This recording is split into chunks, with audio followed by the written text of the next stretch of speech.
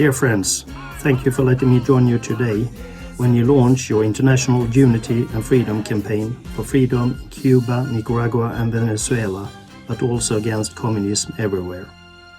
It is important that we gather as many as possible in the fight for democracy and human rights in these countries, and help each other to make change, both for the people who live in these countries or originate from these countries, but also for the world as a whole.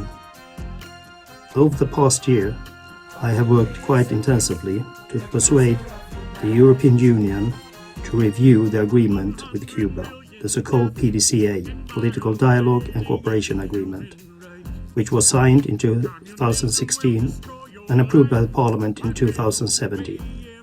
After that, all member states, except Lithuania, has ratified the agreement.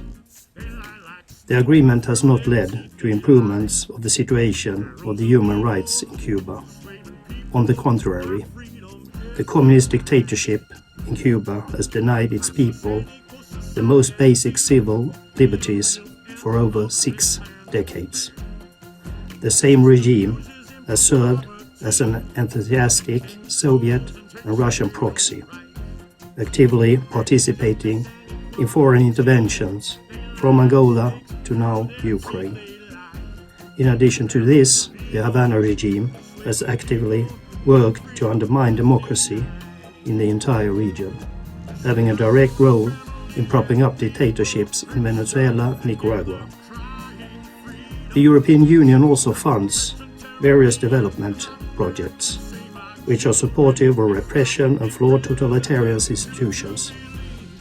Currently, the European Union reportedly funding 80 projects in Cuba to the value of 155 million euros. The funding is directed to organizations linked to the Cuban regime. However, most of the EU support goes through the UN, which brokers the funds.